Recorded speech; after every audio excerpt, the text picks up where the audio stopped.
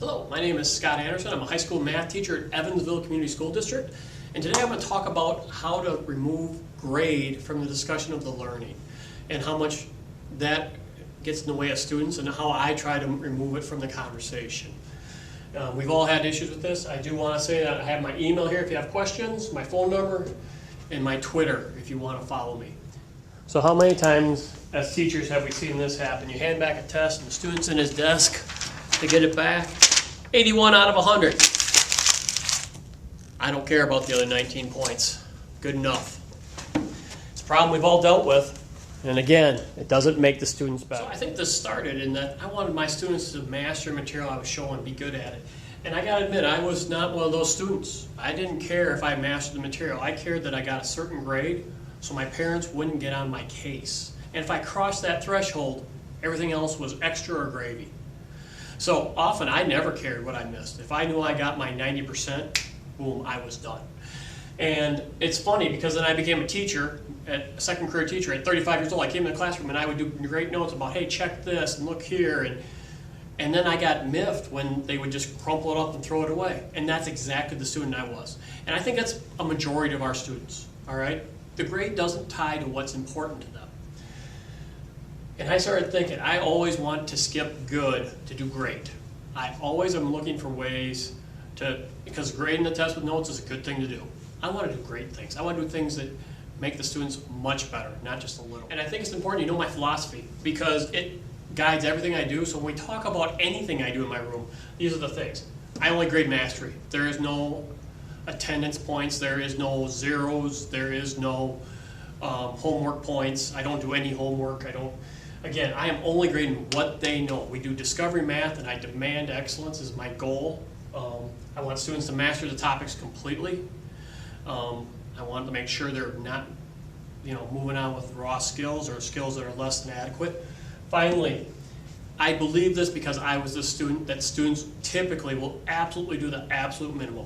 They will pick a line and grow. So it's my job to keep the bar high. It's my job to make sure that a 61% student in geometry can do distance, midpoint, trig, lines. Maybe they don't know congruency, but I pick the things that are important and they can definitely do those things from here out. So I knew I wanted to have change, so I just instituted. I knew that I had to try things and see what happened here, see where the culture kind of expanded. I knew I wanted 100% understanding, and I knew 12 of 17 didn't tell a student anything. And if it did, and they were content, those 5 would never get fixed. I no longer use grades as a threat, like what will this do if you don't do this? Or if you keep getting 6 of 10s, you're not going to pass. That is never a conversation. We talk about we need to learn this material. This material is important for our problem solving. These are skills we want to have mastered. And if they're not skills that should be mastered, why are we testing them?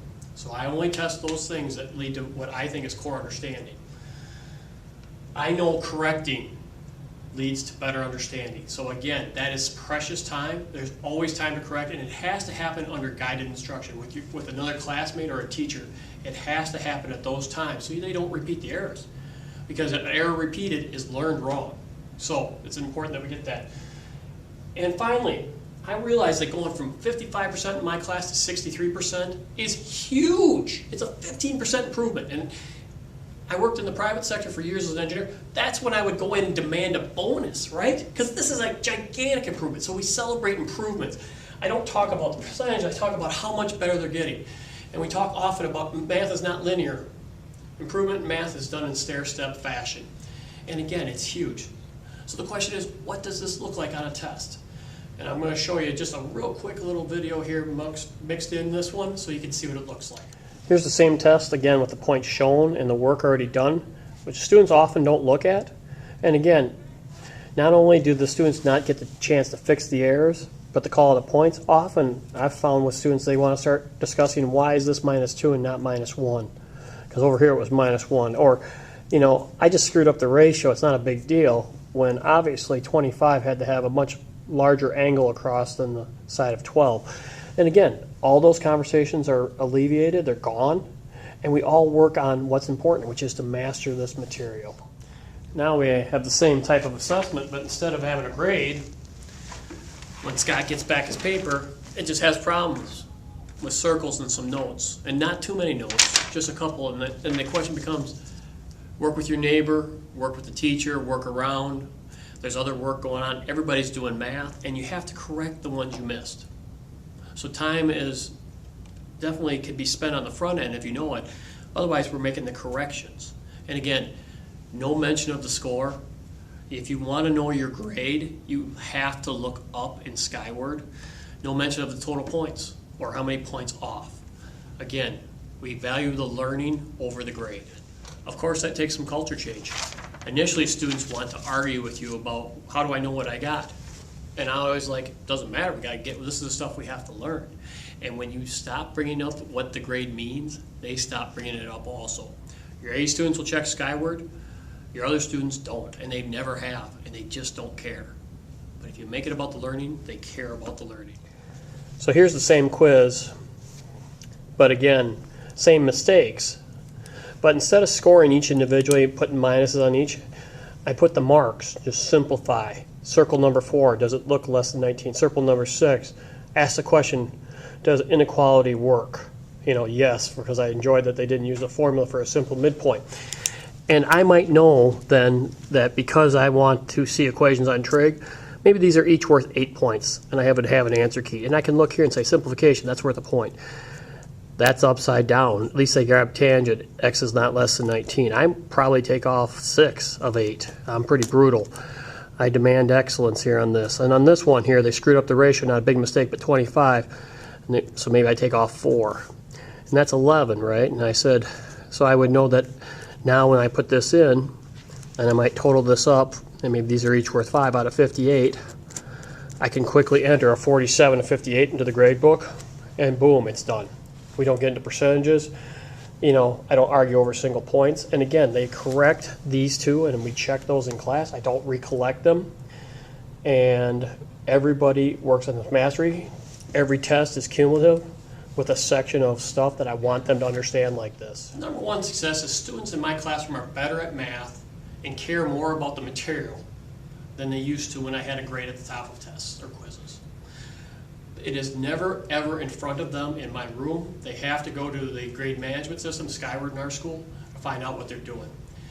And I think that's made for a better classroom. It also has opened up a lot of my prep time, because I can grade a stack of tests much more quickly. And scoring points, you quickly learn that it's pretty arbitrary, so you know, a point here or there doesn't matter. You know what a B or B minus or a C plus paper looks like, what excellence you want to demand. Students review more. You know, they want to know why. They don't like repeating the same things over and over. So the quizzes are recursive in my class and they're cumulative. Again, it gives the opportunity for students to learn something a couple weeks after we're done with it even.